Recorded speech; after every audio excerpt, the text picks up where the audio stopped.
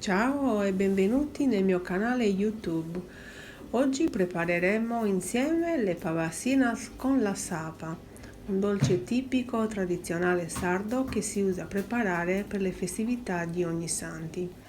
Ma vediamo come fare. Mettiamo la sapa, la saporita, la scorza dell'arancia e il miele in una padella antiaderente e mescoliamo sino a fare sciogliere il composto. Quando il composto è sciolto aggiungiamo la semola, sempre mescolando in questo modo per circa 5 o 10 minuti. Quando il composto sarà diventato denso, aggiungeremo l'uva passa.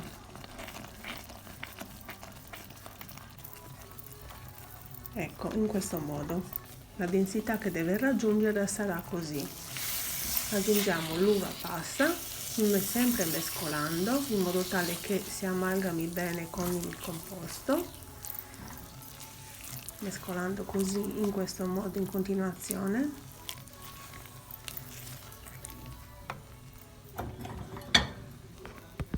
E poi uniremo anche i fichi secchi tagliati a pezzetti, sempre mescolando.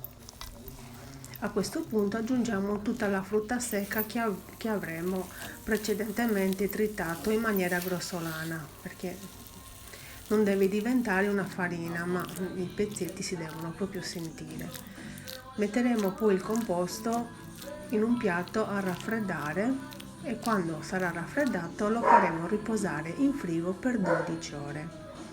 Trascorse le 12 ore formiamo le nostre pavassinas senza necessità di utilizzare la formina, lo faremo con le mani.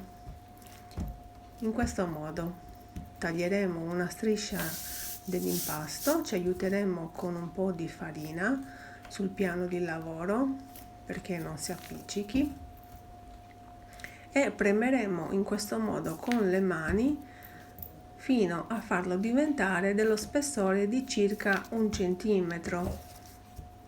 Così premiamo bene e allarghiamo in questo modo. Il composto risulta abbastanza appiccicoso, ma non preoccupatevi, è giusto così. Ora con l'aiuto di una spatolina cercheremo di dare la forma tipica delle pavassinas, ovvero sia a forma di rombo. Le tagliamo a piccoli pezzi in questo modo e poi sempre con la spatolina cerchiamo appunto di smussare tutti gli angoli così, aiutandoci con le mani, con la spatolina, premendo nei lati e anche sopra, così. Poi pizzichiamo le punte e le portiamo verso l'interno in modo tale da chiudere tutte le crepe che si formeranno. Vi ricordo che gli ingredienti li troverete nella descrizione, gli ingredienti e le dosi per preparare circa 40 pezzi di pavassinas. Ecco che pian piano prende forma, pizzichiamo, portiamo verso l'interno, spingiamo verso l'interno, cerchiamo di chiudere tutte le crepe perché appunto il composto deve restare compatto, così. Eccola qui, la nostra prima pavassinas è pronta. Io le faccio un po' più spesse di 1 centimetro perché a noi piacciono così, ma voi potete tranquillamente continuare a premere e farle anche un po' più sottili. Si vedono molto bene i pezzi della frutta secca perché a noi piace così. Mi piace proprio sentire lo scricchiolio quando si mangia la pavassinas. ma voi se volete potete anche tritare in maniera più sottile, ecco. Ognuno fa a seconda dei propri gusti.